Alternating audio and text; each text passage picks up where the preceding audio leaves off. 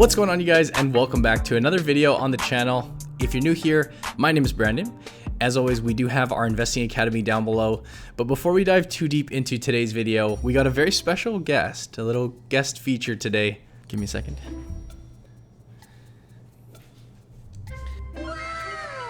Say hello to my little friend. This is our new little buddy. For those of you that have been following the channel for a while, if you've been a supporter for a while, you'll know Reggie, when we got Reggie back when she was a little kid in, and then Bailey not too long ago from now. But we did just pick up this little rascal guy. Funny enough, the person we got him from was actually a subscriber of the channel, someone North Vancouver. So shout out to you. I totally forgot your name, and I do apologize for that, but I know he watches a ton of the videos. So we don't have a name for him yet. I promise we'll dive onto the video in just a second, but hey, we're open to suggestions. Come here. He's got a crooked tail, which makes him a little bit interesting and a little bit different, but hey, sorry for taking that out of your day. Let's dive on into the topic of today's video, which is actually a study that I came across. It was he's distracted me already. I'm just gonna let him roam around the table. There was a study that I came across quite recently. It was released by BMO, so the Bank of Montreal, titled "Majority of Canadians are investing, but many still prefer cash savings." And essentially what they did is they went out and polled a variety of Canadians. I'll note the sample size is by no means huge. It was a 1,500 person poll, so a very small sample size, but I think the picture still gets displayed. They went on to talk about what was held inside their investment accounts. And in particular, they're highlighting here the RRSP and TFSA, which are two of Canada's most popular investing accounts. And I have to say that I was quite shocked by the amount of cash that Canadians in general hold inside their investment accounts, to the point where I thought, hey, let's make this video, bring some light to this in case you are one of these people, in case maybe you know some of these people. Before we dive into the actual numbers, I would just say, take a second and think about it. What do you think in terms of a ratio? Like if you look inside the TFSA or you look inside the typical RRSP of a Canadian, what percentage is held in cash and what percentage is invested? I'll go ahead and share the article up on the screen for you guys. I'll also link it down below if this is something you'd like to look into deeper. But according to the annual study, the BMO RRSP study, while 77% of Canadians have investments, Canadians are nearly split when it comes to investing their savings at 53% or keeping them as cash at 47%.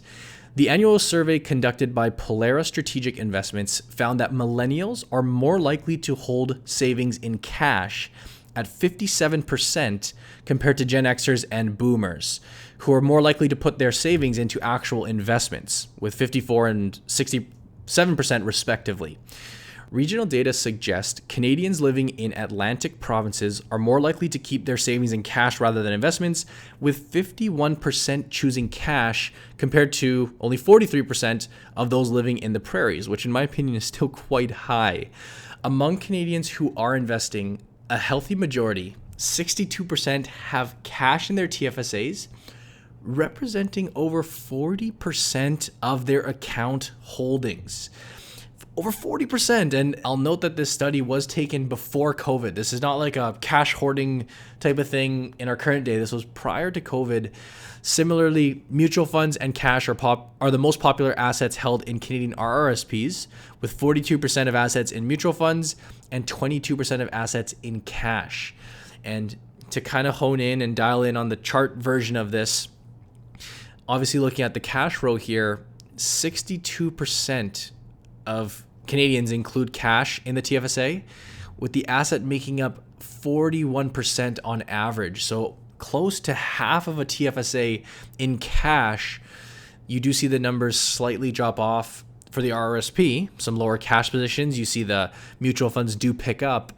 But to me, I found these numbers very, very fascinating, at least in this particular study. As someone with an investing background and someone who understands the power of compound interest and having your money invested, I'd love to see this cash number drop down and people to utilize the TFSA and the RRSP for really the powerful accounts that they are, to shelter your investments and grow and compound your wealth as much as possible. And the topic that I thought for today's video, the reason I bring this up is to hopefully educate a little bit on this. I'll actually give a good example of holding cash versus not holding cash and why you should do it. To me, the only two reasons why I believe this is the case in terms of the numbers being as high as they are, after thinking about it, I boiled it down to a lack of knowledge of these two different accounts and understanding the power of investing. In fact,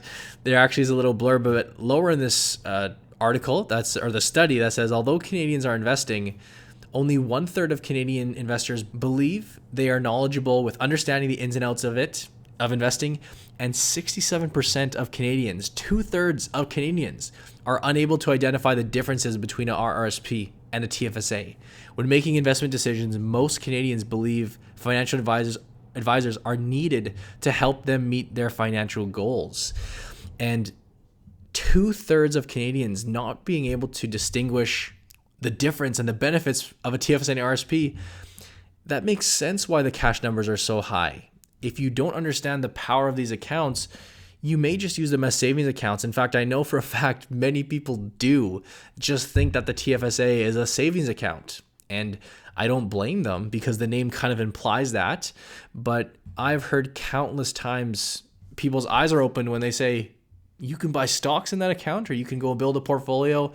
It's a very, very serious thing, the lack of knowledge. And if you are somebody who does fall into that percentile, someone who doesn't know the difference between the TFSA and RSP, on a side note, I would pause this video and go watch both of the videos that I've done on TFSAs and RRSPs, and I guarantee you by the end of it, you'll come out with a good understanding of both. And if you watch those videos and you understand the TFSA and you still choose not to invest in cash, invest in investments and hold your money in cash, that kind of boils into the second reason why I can see this number being as high as it is. And it's that may be part of some people's investment strategies. They may consciously choose to hold a bunch of money in cash. And to me, there are few cases where this is the right thing to do.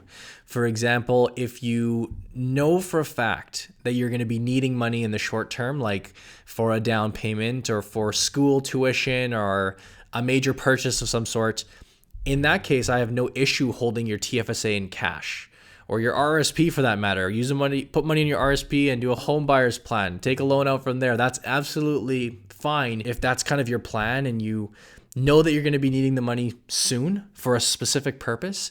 But for majority of other people who are just making money and socking it away, I think that these accounts should be used as best as possible. They should be maximized to shelter your gains and actually grow your investments. And I put together a little example here just to emphasize how much of a difference this makes, how much of an opportunity you're missing out on. If, for example, you were somebody that had, let's say, $50,000 in your TFSA and you're just holding it in cash, like literally $50,000 in cash, 25 years later, if you didn't do anything with it, you'd be sitting on exactly $50,000. There's no opportunity for growth when you're holding cash as the asset. It just sits there. Yeah, it's not going to go down in value, but due to inflation, which is of course the prices of goods going up, so gas gets more expensive, milk gets more expensive, you name it, everything around us goes up in price.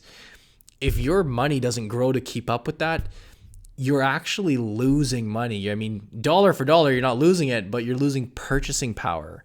Your $50,000 doesn't buy as much as it did 25 years ago. So by keeping your money in cash, a lot of people tend to think that's a safe thing, whether that's how they were brought up, whether that's a family tradition, whatever.